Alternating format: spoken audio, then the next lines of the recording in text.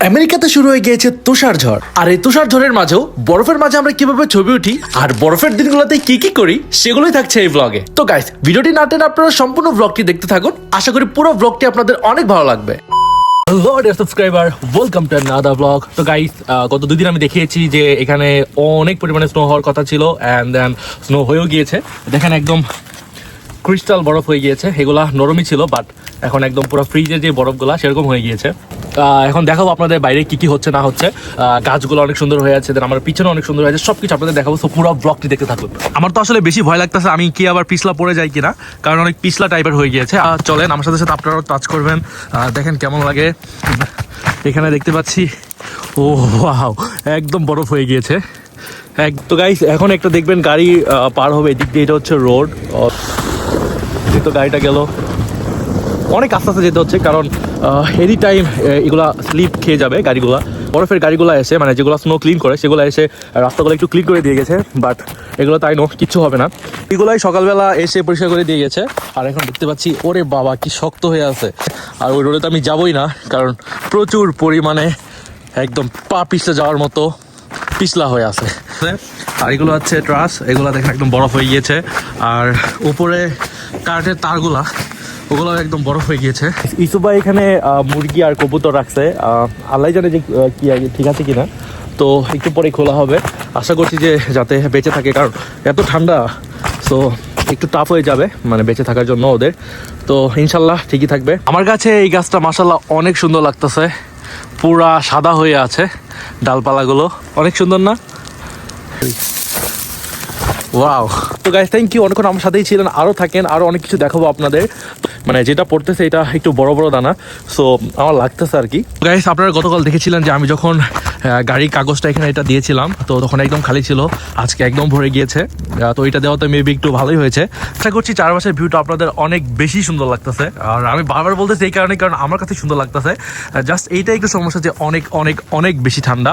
তো গাইস, আমি এখন যেটাতে পানি দিচ্ছি এটা হচ্ছে এয়ার কন্ডিশন। তো এটার মাধ্যমে আমরা গরমের মধ্যে এসির বাতাস পাই, আবার ঠিক ঠান্ডার মধ্যে আমরা হিটারের তাপ পাই। আর এটা যদি না থাকে, শীত প্রধান দেশে আমরা থাকতেই পারবো না, কারণ গরমের মধ্যে বেশি গরম থাকে আর শীতের মধ্যে অনেক বেশি শীত থাকে। কারণ আপনারা দেখতেই পাচ্ছেন বাইরে কতটা বরফ পড়ে আছে। সো একবার ভাবুন যে বরফের মধ্যে কতটা শীত লাগতে পারে রুমের ভিতরে। আছে ওই তো, এখানে কি থাকে আসলে আমি জানি না। চারপাশটা একদম নিস্তব্ধ হয়ে আছে, আশেপাশে কেউ নাই, কারণ এত ঠান্ডায় কেউ বাইরে বের হবে না। এই দেখেন একদম মাছের বরফ, কারণ বাজারের মাছের বরফ বিশাল বড় বড় হয়ে যায়।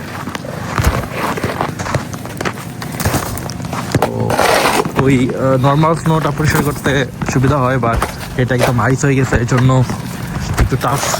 তো আমি যেহেতু দেখতে পাচ্ছি যে ওদিকে গাছটা অনেক সুন্দর, তো ভাবছি যে আপনাদেরকেও দেখাই। অ্যাকচুয়ালি অনেকে গাড়ি স্টার্ট করে রাখছে, কারণ এখানে ইঞ্জিনটা যদি একবার বসে যায় তাহলে মানে সহজে স্টার্ট নিতে চায় না কি। তো এই গাড়িটা স্টার্ট করে রাখছে, অ্যান্ড আমি যেদিকে হেঁটে যাচ্ছি মাশাআল্লাহ অনেক সুন্দর লাগতেছে। আমি সবসময় বলতেছি অনেক সুন্দর, কারণ দেখতে অনেক অনেক বেশি সুন্দর। জাস্ট যদি ঠান্ডাটা না থাকতো তাহলে অনেকভাবে আমরা উপভোগ করতে পারতাম এই স্নোগুলাকে। তো হেই গাইস, এই স্নোর মধ্যে আমাদের একটু শখ জেগেছে যে পাঞ্জাবি আর শাড়ি পরে ছবি উঠবো। তো এর জন্য হচ্ছে বাইরে আসছি, আর বাইরে অনেক স্নো পড়তেছে। তো গাইস, অনেক বেশি শীত, আমার ওয়াইফ থাকলো না, সো থ্যাংক ইউ, বাই। বেশি শীত, তাই পারলাম না বেশিক্ষণ থাকার জন্য। তো 2টা ছবি উঠে আসি, তুমি নলে যাও। অনেক আর 1 মিনিট আমি বাইরে থাকতে চাচ্ছি না। দেখেন আমার হাত একদম লাল হয়ে গিয়েছে, মানে ঠান্ডায় পুরো লাল হয়ে গিয়েছে হাত, আর ভিতরে তো আরও হচ্ছেই। তো থ্যাংক ইউ সো মাচ যারা যারা এতক্ষণ ধরে ব্লগটা দেখছিলেন। আরও এই স্নো নিয়ে ব্লগ দেখতে চাইলে অবশ্যই লাইক কমেন্ট শেয়ার সাবস্ক্রাইব করতে হবে। সো এখন যারা সাবস্ক্রাইব করে নাই, সো সাবস্ক্রাইব। তো হেই গাইস, এখন বাজে ঠিক 6টা, সন্ধ্যা 6টা। তো আমরা ইসুফ ভাই গাড়ি নিয়ে একটু বের হবো, একটু আশেপাশের পরিবেশটা দেখে আসবো। তো আমি যেহেতু দেখি নাই, তো ভাইয়াই বললো যে ঘুরে আসবো কিনা, তো এখন একটু ঘুরে আসি। তো ইসুফ ভাই গাড়িটা বের করতেছে গ্যারেজ থেকে। যে ঠান্ডা আর যে বরফ, গাড়ির কোনো কিছু না হলেই হয়।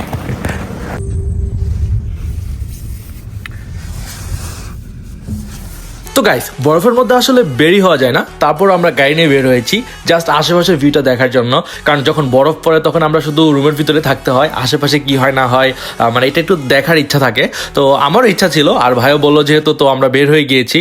তো সামনে কি হবে না হবে এখনো জানি না। তো একটু সামনে এগোতে আমরা গিয়ে দেখলাম রাস্তায় প্রচুর বরফ পড়ে আছে আর গাড়ি প্রায় আটকেই যাচ্ছিল। তারপর ইউসুফ ভাই সাহস করে আরো একটু সামনে গেল, সামনে গিয়ে দেখি যে আরো প্রচুর পরিমাণে বরফ। তো বরফ থাকুক আর যাই থাকুক, আমরা দেখতে আসছি সৌন্দর্য, আর সৌন্দর্যগুলো দেখতেই পাচ্ছি। এই যে বাড়িগুলো দেখতে পাচ্ছেন, এই বাড়িগুলো হচ্ছে মিলিয়ন মিলিয়ন ডলারের বাড়ি। এইখানকার একটা বাড়ি থেকে আরেকটা বাড়ি আরো বেশি সুন্দর। তো গাইস যে লুকটাকে দেখতে পাচ্ছেন, এই লুকটা আমাদের প্রচুর হেল্প করেছে, কারণ এখানে আমাদের গাড়িটা আটকে গিয়েছিল। তো এই লুকটা আমাদের গাড়ি ধাক্কা দিতে হেল্প করেছে। তো লুকটাকে তখন আমি থ্যাংক ইউ দিয়ে আসছি, আবার ভিডিও তো দিচ্ছি থ্যাংক ইউ। আর যদিও সে আমার ব্লগটা দেখবে না, কারণ তারা হচ্ছে আমেরিকান, তো আমার ব্লগ দেখার কোনো চান্সই নাই। তো যাই হোক, আমরা অনেক বড় একটা বিপদ থেকে রক্ষা পেলাম, গাড়িটাকে আমরা উদ্ধার করতে পেরেছি। তো এখন আর কোথাও ঘুরতে যাব না, এখন আমরা সোজা বাসায় চলে যাব।